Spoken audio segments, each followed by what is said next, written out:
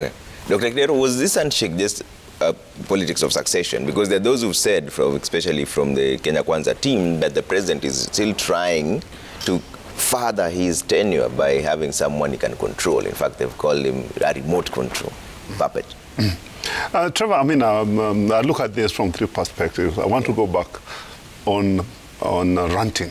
The president was not ranting. Okay. Unless Mheshimiwa wants us to go and start defining what ranting means and how it started in the 16th century and how Shakespeare defined it. Yeah. But we will not go to that. The president was in a very jovial mood. Actually, what the president was doing yesterday, it's enshrined in our constitution, public participation. Yeah. Basically, the president was bringing people up to speed on why, in his own capacity, as an individual and as the president, as the person who's been stewarding this country for the last 10 years, why he thought that his deputy is not the best person to take the reins of this country going into the future. And he has a right as a Kenyan citizen, and also he has a right as the leader. And as I said before, he was fulfilling Socrates' idiom or ideology that you must let people know so that they can make informed choices. When the president arrived yesterday at 12:30, I watched him. His first statement was, "We are here because we love peace." Yeah. And handshake came about as a result of us wanting peace in Kenya. And you'll recall that his statement, His Excellency, the President's statement and Raila's statement said, "Never again shall we lose lives in this country because of politics." If we go back into history, I think, maybe we have selective amnesia, or we remember things selectively.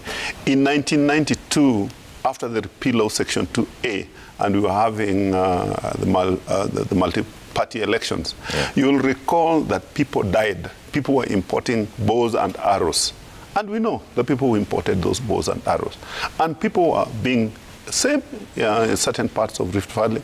And when people were traveling, people were killed. The same happened in 1997. Same happened in 2007. And last week I was in Kindo Bay, near Nyakwere, and I met one of the old men who talked very sadly. Mr. Ndege lost 11 family members in Naivasha who were burnt. And I think that if somebody can not appreciate what the president and the prime minister were doing by creating instruments and starting discussions that will ensure that we never have what Ndege and many more went through. We know, the people got burnt in church. We know people who lost their lives. We know people who became refugees, yeah, in their own countries. And I think, anybody who doesn't think that that's a good thing, then they're not being honest. I think what the president did, yeah, with Raila the Prime Minister Raila Odinga, is something that should be lauded. Actually, I think the two should be nominated for a Nobel Peace Prize. That is the best joke of the day I've had. Maybe quick things before we proceed. Yeah. I know we are coming to track record. Yes. One, I've said before in this show that Professor Tom Agenda is my lecturer. But nowadays, since he started becoming a politician, he has been mischievously avoiding to say the truth. When you talk about inclusivity, he knows better than all of us because he has practiced law longer than myself. That when you talk about inclusivity, it is in the Constitution. They say it's about regional balance, tribal, tribe arithmetics. So when he says because of handshake, the government was inclusive, he is accusing the president of running a government that was not inclusive, and therefore it was unconstitutional government. Number two, he has said because of handshake, both my brothers here, is that Big Four agenda was for the sake of Big Four agenda. As far as I know, Big Four agenda has told. It has never left the shelves of State House. Issues, for example, let me just say one about the Boer agenda. One of them is food insecurity. Because this planting season, we are buying 1 CAN and DAP, the DAP that people know, at 6,800, up from 2,500, because the national subsidy program was removed for farmers. So, and this was one of the Big Four agenda out of the housing, industrialization, food security. But now my brothers are telling the nation here that in a national television that, handshake assisted in Big Four agenda. We are yet to see anything about the Big Four agenda. Another fallacy, and finally, is in the politics of endorsement. Uhuru is a victim of political endorsement. In 2002, President Moi did endorse him. He failed. In 2012, the people around Mwai Kibaki tried to form a party and tried through the private secretary and tried to probe somebody to succeed President Uhuru Kenyatta. It flopped. Anywhere where politics of endorsement has tried to work. And I've heard people saying, Raila is not a project. Yes, he was not a project before, but now he is. You know why?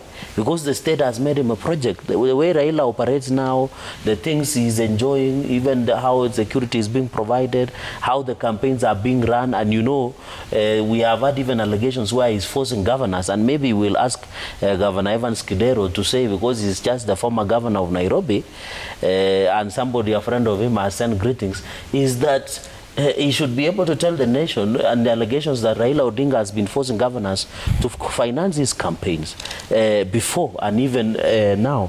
Finally, on the issue of no one, and the deputy president has said this, I think you can even remove a clip.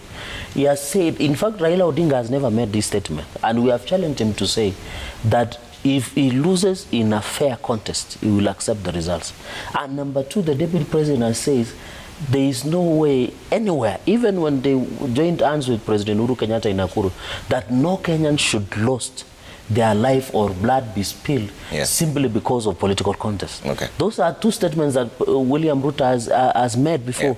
But Raila Odinga, and maybe you can send, because these are close allies of him, to go and tell him to make to the nation two statements. That if he loses an election, which he should, he should accept defeat. Number two, he should tell the nation that they will know Kenyan will lose the property, lives or blood because of an account of politics. Therefore, my bottom comment on that is that what we should be arguing is to have an electoral integrity process, an electoral just process. And I agree with them when they were on the streets in 2017. They were saying we want electoral justice.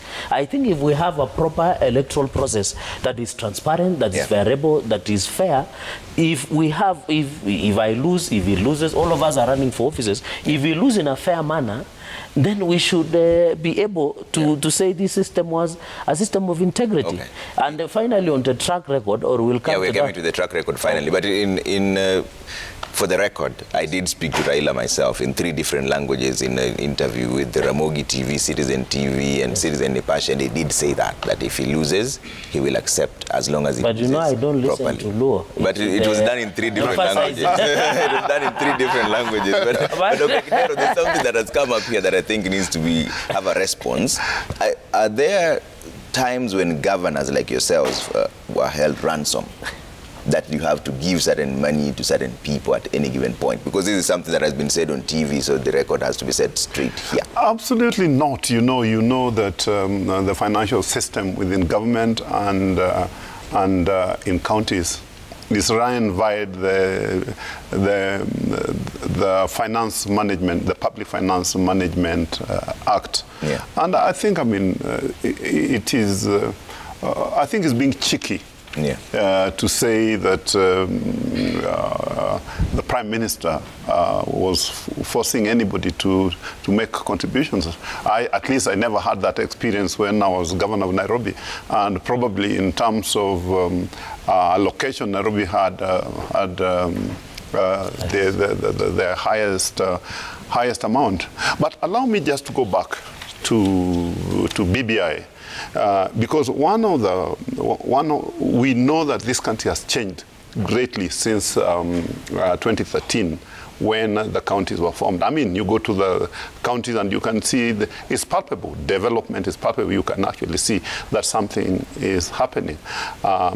In furtherance of Article 203, which says there'll be equitable distribution, and then Section 187 of the Public Finance Act that forms IBEC, where the Vice President is the chairman.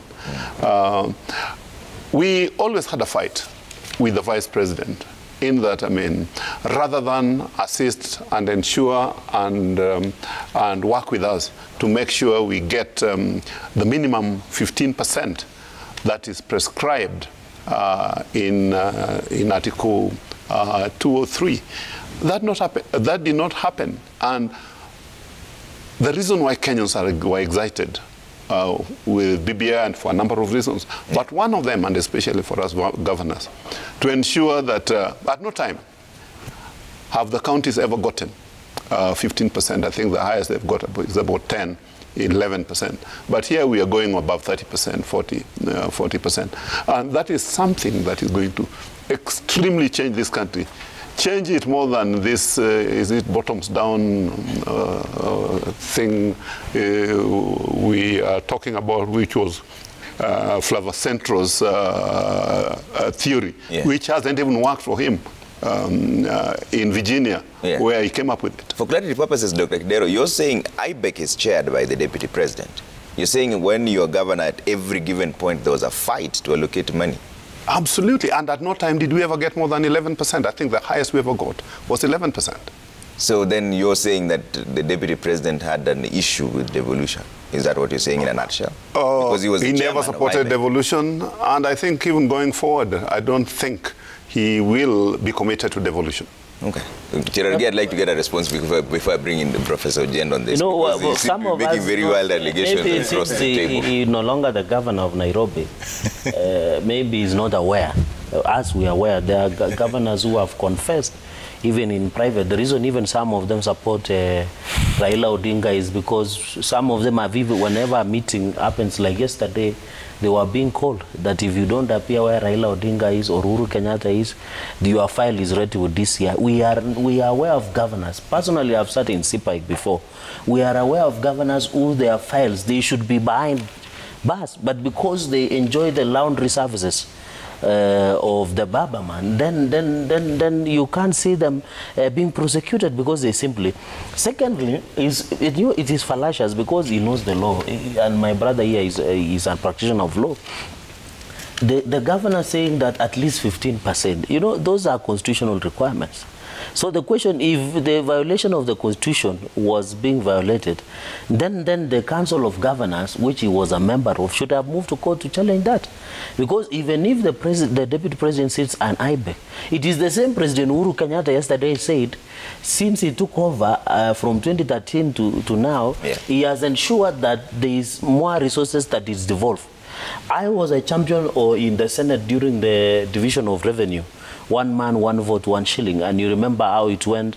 We adopted win-win situation where counties were getting additional funding, including Nandi for the first time got additional funding of 1.6 billion, up from 5.3 billion, which is 6.9 billion. That was factored in 2022-2023. I think also Homa Bay did get it. I think Kisumu did get it.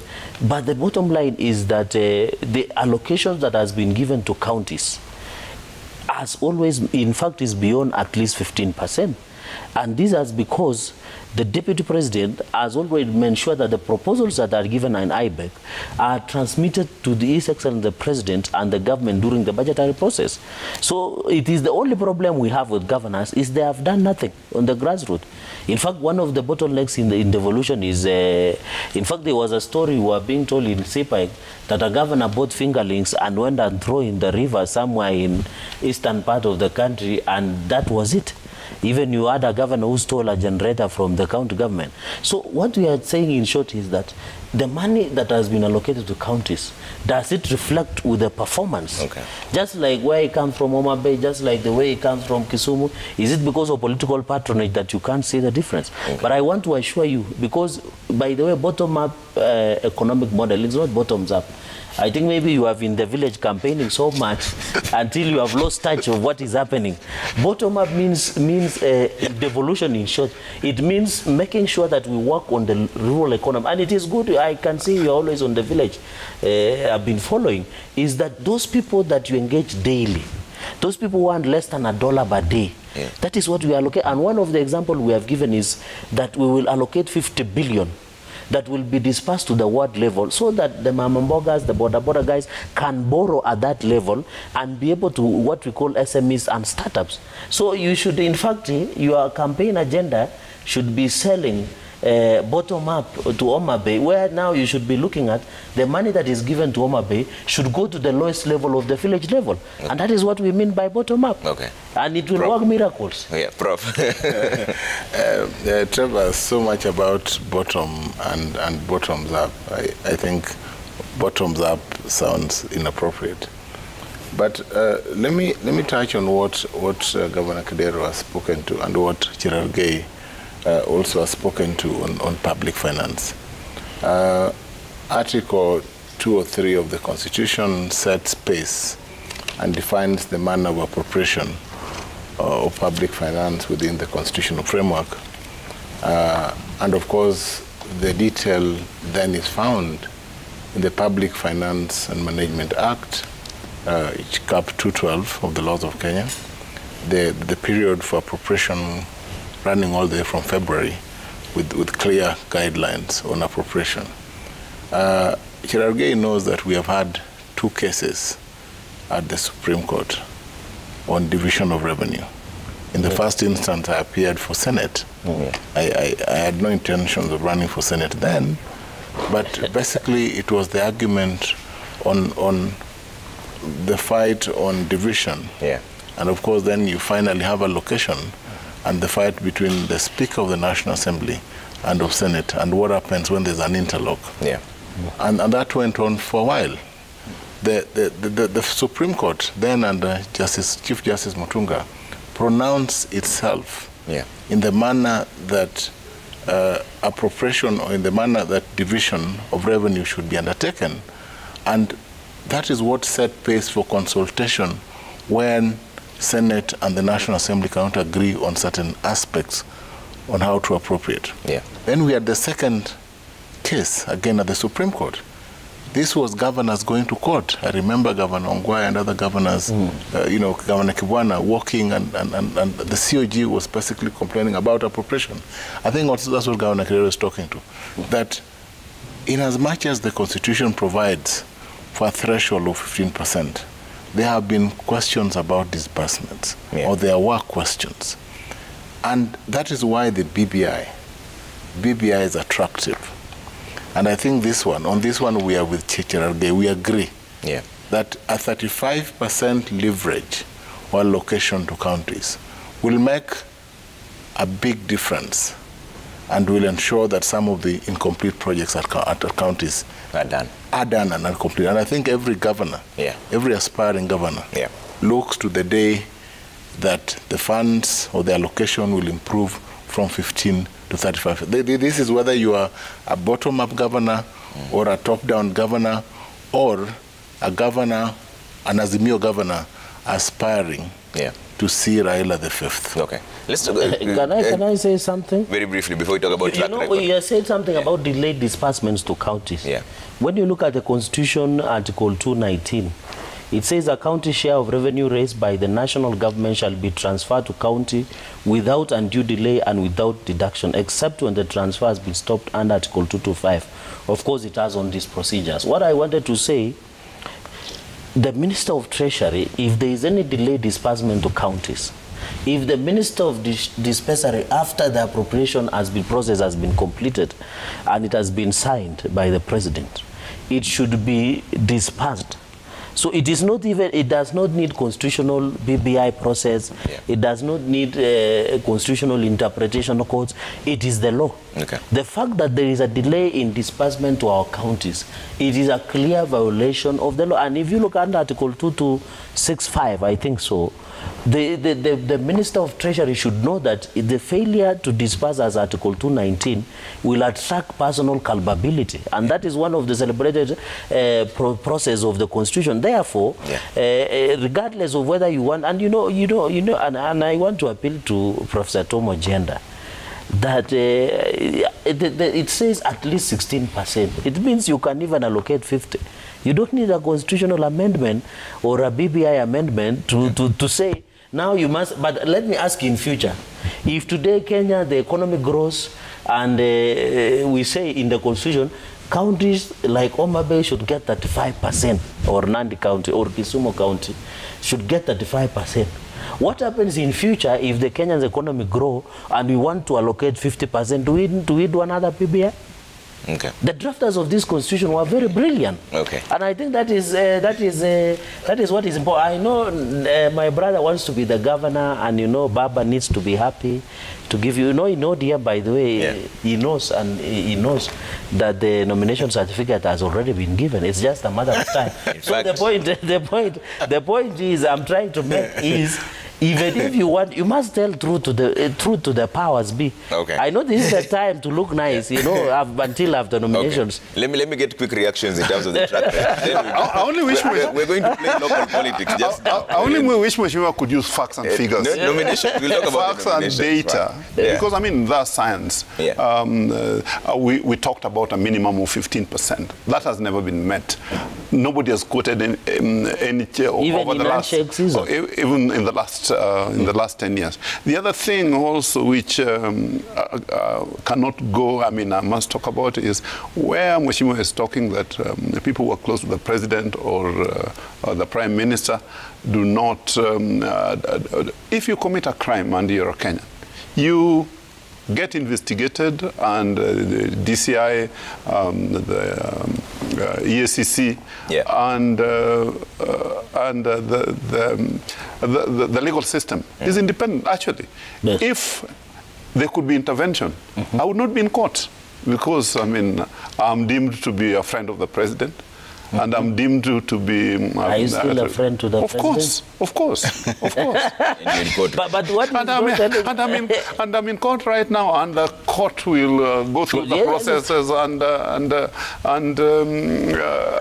Trevor, I agree with them. I wish that advice, because the president is your friend, you should be advising him that if there is anybody who has stolen from government, he should go through rigorous judicial process, instead of coming to Homa Bay and saying, so and so has stolen somewhere. It's not fair. And I agree with you, Governor, when you say that the process must be followed. I agree with you 100%. And that is what I'm just saying, but in another version, by saying if Cherargei has stolen, why don't we allow the legal process of Trevor, if you could just allow me to finish. You did mention in court. Go ahead. No, but when you mentioned he's a friend of the president, I thought we could send him on behalf of State of the Nation panel. But going forward, we talked about the Big Four agenda. I was governor of Nairobi. We started the housing projects in Pangani, in Ngara, in concert with national government. I think Pangani is nearly complete and is being allocated.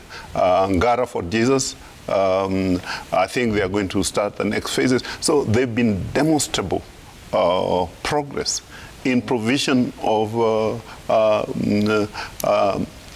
affordable housing. And where something has been done, I think it's only nice to say, this has been done. If something hasn't been done, yes, we'll acknowledge. But in housing, we've seen demonstrable process and steps in ensuring that affordable housing is delivered, especially to Nairobi residents. And the same is happening in Mombasa. And the same is happening, I believe, Lee Kinyanjui is working in Nakuru. I don't know what's happening in Eldoret.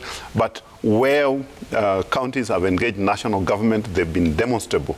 And I believe that there are at least minimum 50,000 units being built right across the country. Okay, let's talk about track records and also nominations in local politics. Let's play local politics now. In fact, Nicodemus Mwania is saying, ask Kidero why he's not vying for governorship in Nairobi. Why Homa Bay? And also, Cherargei mentioned something that you know in your party, the nomination certificates has already been given. Let me start with I mean, it's very clear and it's been said all over that we'll have 4 nominations and the system will be for either direct nomination, where it's not contentious, consensus, where also there's no contention, or through the party delegates or the general suffrage of the party list. And we have commitment that that's exactly what's going to happen. It's happened in the past and it's going to happen now. Yeah. So you're not concerned that the party ticket Absolutely, because I know, I mean, Jacom... Because especially in your team, there's quite heavyweight, so to speak, friends to the party. Jacom, who's is going to be the president, the 5th president of the Republic of Kenya, is a Democrat. Tested and tried Democrat. And I know that the nomination process is going to go by the letter. I know. I mean, I would have been worried because one of the people I'm running against is the chairman of the party. And if there was anybody who was going to be given a certificate, would be the chairman. But I know he's not going to get it. I know that I'm running against the chairperson of our county. I know she's not going to get it. We're going to go to the Wananchi. And Wananchi or party members are the ones who are going to decide. But have you started sitting down to come to a consensus and agree that so-and-so is more popular? Well, there are discussions, but ultimately, even the Bible says that where there is contention, it will be subjected to a vote. Okay. Yeah. But then again, the issue here is yours is an interesting position, Dr. Kidero, because is this now your 2nd term as He didn't governor? answer why he doesn't run for Nairobi. Is it your 1st term? If you win. I'll let Professor deal with the contentions. Yes. But you'll recall, I mean, our system is a progeny of the American system. Roosevelt ran for unprecedented 4 terms. Thomas Jefferson did 3 terms. And James Madison did 3 terms, though under different circumstances. Yeah. But that's besides the point. What is important is for the next 5 years, what can I do for the people of Homa Bay? And we've had devolution for 10 years. Some work has been done, but more needs to be done, and that's my concern. And why Homa Bay, not Nairobi, and yet you have institutional memory for Nairobi? For Nairobi and... Nairobi has a lot of, about 5 million people, but also is the intellectual capital of this country. So anybody, I mean, Nairobi will not be short of people who can run it. Okay. While Homa Bay, where I'll be retiring to, requires my services. Okay. Prof, help us understand this legally speaking. So what happens? Is this Dr. Kidero's 2nd term or 1st term? And if he wins in 2022, is he able to run again in 2032? And does that mean any other governor can move anywhere and run afresh for another 2 terms in different counties? Or maybe also, as you answer that, Prof, is that if a governor lost in the 1st term, but he runs again today and likely wins, what will happen in the same county? Thank you, Trevor. Of course, I think that what Dr. Kidero is not telling us is that he must first of all go through the party process before he becomes governor. He's saying he's talking about getting a 2nd term, but I think we have those steps. But if he gets there, when he gets there, I like he said that when I get there. If he gets there, then he would be doing a 1st term as a governor of Homa Bay County. And I think the intendment of the Constitution on the question of terms is 2 consecutive terms or 2 terms. I think the reading must be 2 terms that follow each other, not a term broken and then a term and then another term. Because I think it is easy for a person to serve more than 2 terms separately and not consecutively. Okay. And therefore it is possible that Dr. Kidero could serve 3 terms as governor if he gets a 2nd term after the break that he did. Of course, we will wait and see that. Of course, I've also asked him before why he chose to abandon the great Nairobi to move to the little Homa Bay, you know, because, yeah, but as he says now, it is clear to me that Dr. Kidero wants to retire. Let me go to the second. Let me go to the second point. I think a governor is essentially a small president of a county, and in whatever county you serve in, I think it's equally important whether you are the governor of Lamu, Homa Bay, or even Pokot, West Pokot, because I don't know why there's no East Pokot. You are all the same, because even Kisumu, you are all the same, because you are governors at the same level. And I'll tell you, all the 47 counties have diverse resources. Yeah. You would not believe the kind of resources that Homa Bay has, for instance. It shocks when you find the kind of environment that you have. Kisumu, diversity, it will shock you. So I think all governors have advantages and resources to manage in whatever county they come from. Yeah, but in the Constitution... Actually, I mean, Trevor, I think it's not the size or the amount of... You need to look at it at per capita allocation. Yeah. Nairobi gets about 12 billion per year for 5 million people. More people, so the per capita allocation per head is 2,000. Correct. Homa Bay gets 7 billion with 1 million people. Is 7. So the allocation in Homa Bay is 3 times the allocation of Nairobi. But also, Prof, this for me sounds like a lacuna in law. So if you're saying the issue here is serving 2 consecutive terms, it means Dr. Kidero can do another 1 term in Homa Bay, come back in Nairobi, do another term, then go back to Homa Bay and do another one. Those are 4 consecutive terms. I would expect him to run for deputy president when he's done with Homa Bay. He has no business being there. Unless he's not ambitious. Unless he wants to retire, as you say. But clearly, the framers of the Constitution, I think, intended to ensure that, just like the presidency, you do not have an individual in office for a long time. That you need to create some space of power to allow other people to run. You see, it is... Of course, the democratic choice, Article 38 is clear, you make choices. But I think, again, that this country must also allow for space in government. Of course, you'll ask why MPs, why we do not have the same provision for members of parliament, for Senate, and even members of county assembly. Because it appears you can be in Senate permanently. You can be in the county assembly permanently. You can be a speaker permanently. Now that, of course, the Chief Justice, for the Chief Justice, the President, and the governors, there's regulation. But I think that wisdom should perhaps have been extended to other positions. In the US, you can run for office in Senate, for instance, for an endless term. We have Biden, for instance, has lived his life in Senate before he became president. And again, I think we borrowed from the U.S., the U.S. example, that the presidency would serve 2 terms of 4 years each, but Senate, I think it's more about resources, though. But the governor and president control resources. And I think also on the same aspect is about also being an executive position.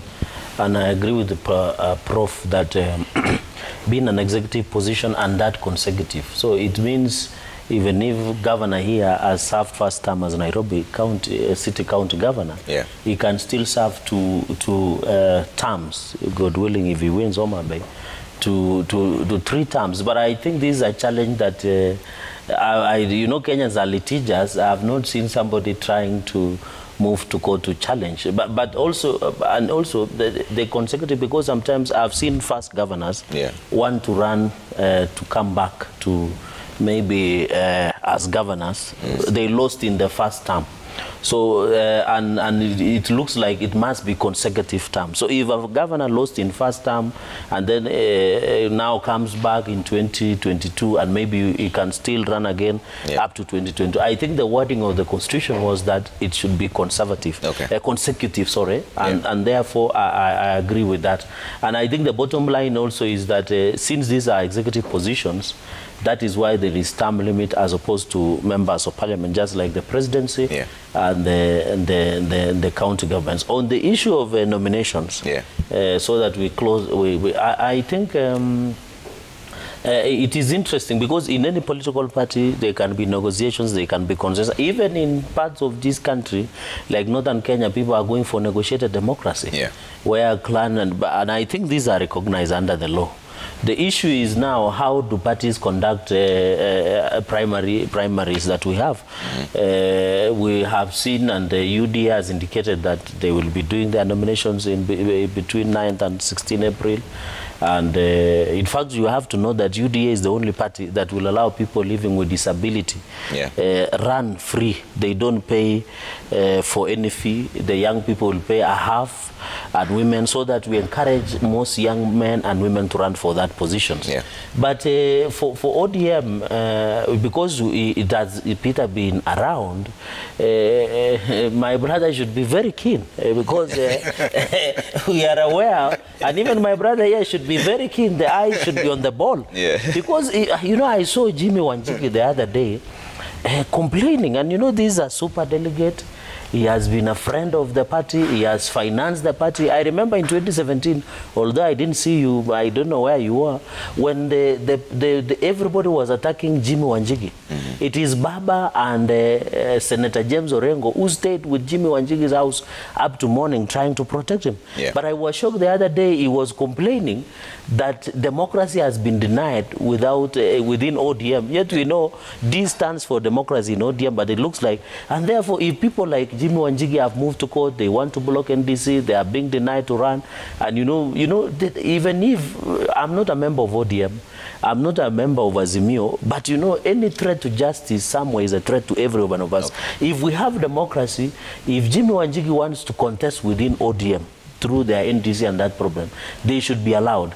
Even when NDC will be done of UDA in 15 March, the Deputy President has told us on several occasions, if anybody wants to run against him for the nomination as the presidential candidate of UDA, so that we form under the banner of Kenya Kwanza, everybody is free to run from the MCA to the presidency position. And therefore, that is the encouragement that we allow parties to do. But I know and I hope, because there will be serious fallout, and this is to all political parties, that the nominations must be done in a fair and by the way, if nominations are not done very well by any political party in this republic, it can give rise to independent candidates, because now the voters will protest. Because that is why the political party should ensure if somebody has won a nomination and they have they should be given nomination certificate, so that you don't see people fighting over rights over independent candidates. And you know, although I've seen some people have already chickened out, they have started becoming independent candidates. But the bottom line I'm making is that, and finally, Trevor, and this is important because we are in this season, is that people are proposing that IEBC should conduct nominations for parties. I don't think that is viable because the constitution, the political parties have been amended. Only, and Kenyans should know this, only members who are in party list shall participate in nomination. Despite that, you can be in IBC as a voter, but when it comes to party primaries, you must be a party member to participate as under the new law. Prof, are you concerned that the party bigwigs might take center stage as opposed to the newcomers like yourself? And also, there is chances there in Kisumu. I think Gerard Gay loves this part when he gets to me about the ODM. You know, you will need to baptism of fire. Trevor, the vision and mission of the Orange Democratic Party is well defined in Article 5 of the Constitution of the ODM. And I believe that one of the principles, the core values of ODM, is transparency and political participation by all aspirants and all members, and of course living to what Article 38 portends, Article 38 of the Constitution. Now, nominations under the Political Parties Act 2011 must and shall be undertaken and only regulated by the Registrar of Political Parties, with the powers that are now well defined under Section 33 and 34 of the Political Parties Act.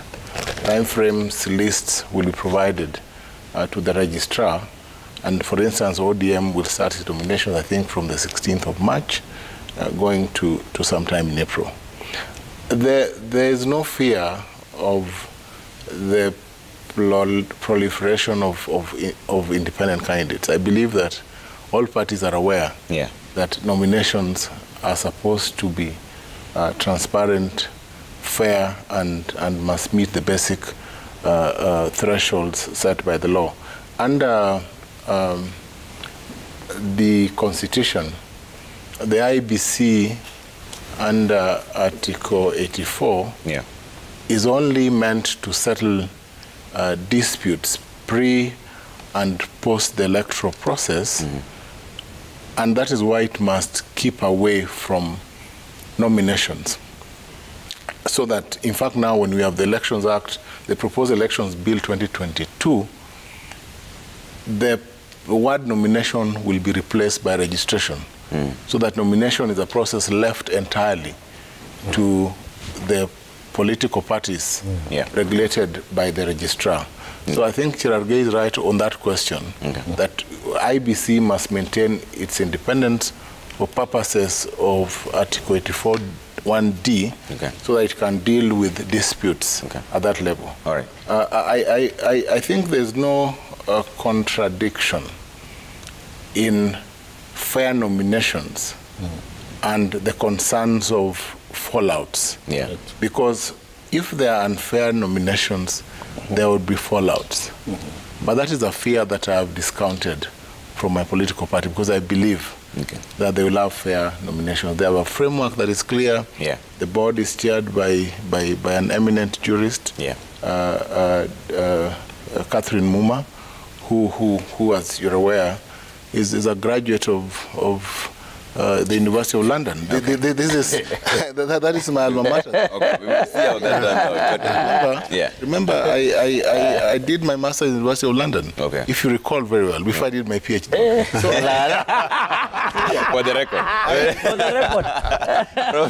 We will see how it all turns out. But Dr. Kidero, as we're winding up on this conversation, what is that thing that you've learned from being a governor in Nairobi that you then want to take to Homa Bay within the first maybe 100 days? What is your vision for them? What is your promise to them? What are you envisioning? Let me say the concept of devolution. Actually, governorship is an executive job. It's like a CEO, it's like a managing director, but you must go through it through a political process. And actually, once you go in, even the navigation is very, very political, because a lot of the decisions that you have to deal with on a daily basis are political. So one thing, probably serving my first term, that's something I did not see or did not know. So I got to learn, and of course we navigated. So I do know how the system works, how the process works. So it won't be learning like it maybe took a lot of governors in first term, maybe at least 3 years before they could settle.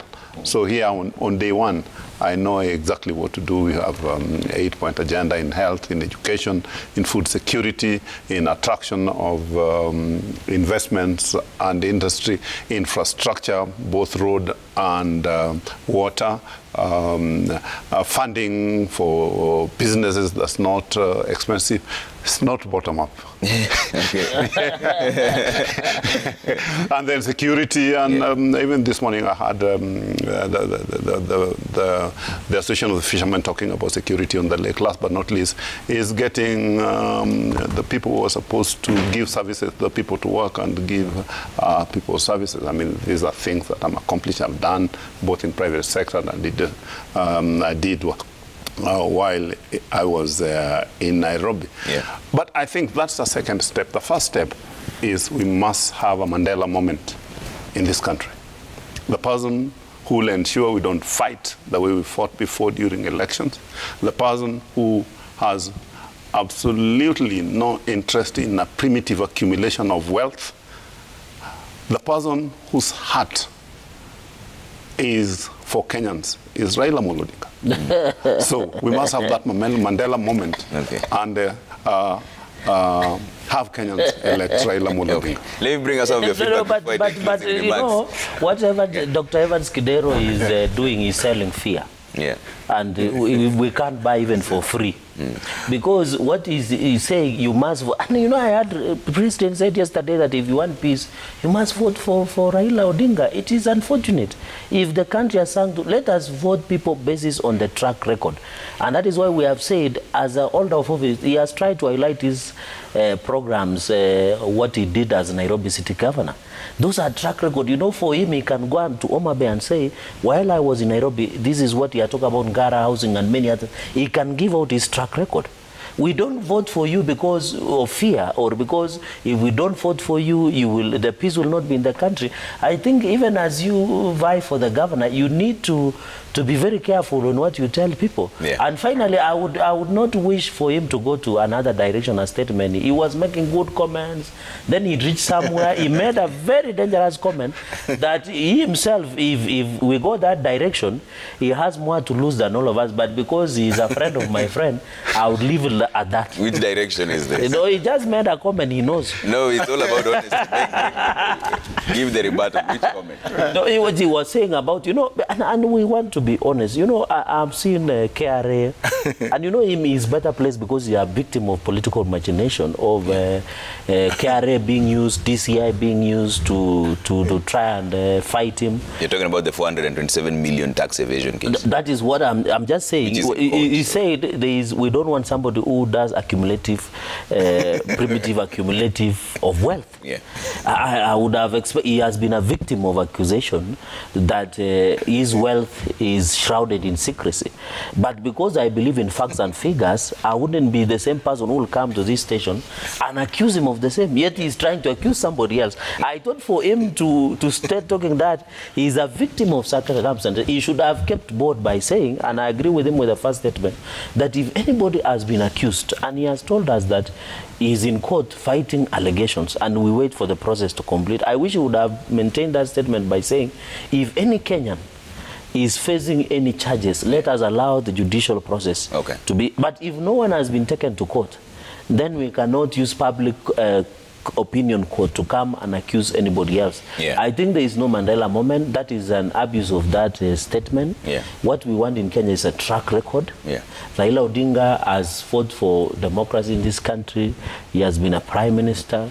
I think his ideas of running the country they should have gone home with Kibaki. Thank you. You should join us in Azimio. Uhuru Kenyatta told us that he would retire with Raila Odinga. Okay. So what we want to tell Baba is that when time comes, when William Ruto becomes president, we'll ensure he cuts his perks as the former prime minister. Necessary, no one will touch him. He will continue. And by the way, when you'll become governor, since Homa Bay and Siaya are not far, you'll be paying in a gubernatorial visit. Dr. Kidero, this is a direct question, and it's not related to all the cases you're dealing with, because that is sub judice if we talk about it. Can you account for all your wealth? Absolutely. I can. So all these issues in terms of the tax evasion? That's the reason why, I mean, on the issue of tax, when I got assessed, I went to the tax tribunal, and I won in the tax tribunal. Then KRA... Was he your lawyer? KRA appealed. And as you say, let's not go into it, but it's going through the normal process. Yeah. So you're confirming you can account for absolutely. All yeah, brilliant. Then that is good. I commend him for that. Trevor, my learned friend Chirarge has spoken well on why Raila Odinga should be the next president. He has lauded him. He surprised me by setting out the track record that he has fought for liberation, that he has been prime minister. The only thing he has said is that perhaps he needs to retire. I will only want to amend that statement, that Raila Odinga should retire after serving as the 5th. Remember, in Sagana 3, President Uhuru Kenyatta did not discount His Excellency Dr. William Ruto serving as the president of this country in future. So I think we all together in this, that we come from this show agreeing that it is Raila time, and that after that we can then consider His Excellency William Ruto. Okay, let me bring up some of your feedback as we close on this conversation. Let's bring up the feedback really quick here. Sekidero has been doing serious grassroots mobilization, but Mama Wanga has been concentrating with national politics. Homa Bay will be interesting, okay? That's from M. Dalo. Engineer Lazaro says nomination headache is a thorn in the flesh for both parties. Otherwise, Trevor, president, is enjoying daily intelligence briefings. So if he says so and so is unfit to lead, he can't be taken lightly, okay?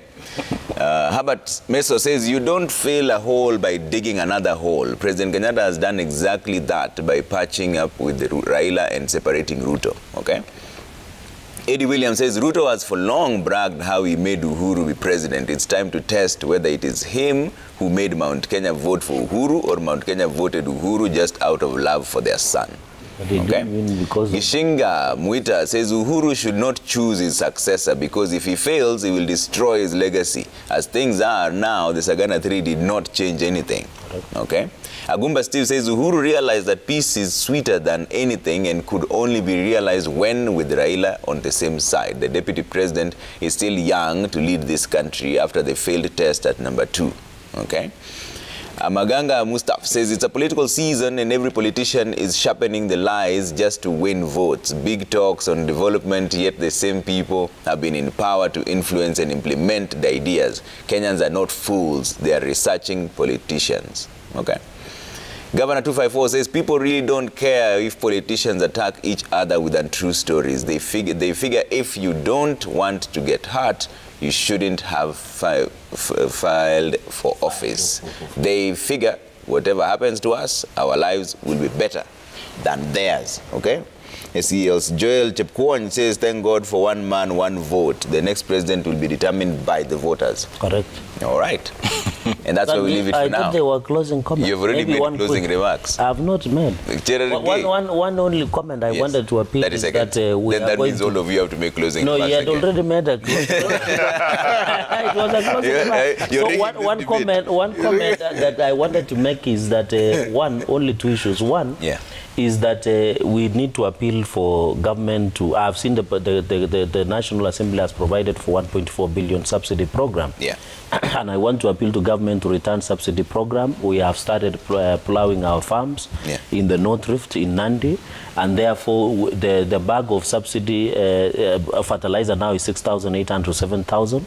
We want to appeal the government to return the subsidy program and ensure farmer success at 2,500. Finally, I've seen Egerton University is still unstable and the strike is still on. And I think it is the right time that the CS and Ministry of Education comes in innovative ways on how to deal with university crisis. It is snowballing slowly. And also we need to be fair. If it was more university, it will be all over news. But when it comes to other universities, no one cares. But on behalf of the students and people working in Egerton University, I think it's the high time that we intervene. All right. So thank you. And it's good to say that as we go out there for the politics, let us continue preaching peace. Let us sell our manifesto. All right. And of course, the next president of Kenya will be determined by Kenyans. All right. Gentlemen, we have to leave it there. Professor Tom Ojienda, Senior Counsel and Advocate of the High Court, Dr. Evans Kidero, former Nairobi Governor, and Samson Cherargei, Senator for Nandi. Asanteni sana for making time this morning. And most important, thank you all for all the views that you sent through. Let's do this again on Thursday. I don't know whether Governor will be here again. Governor, will you be around? We usually have a... he's doing grassroots mobilization. That should be Thursday. All right. We have to leave it there for now. Coming up next is Cooking Tips. See you in just a bit.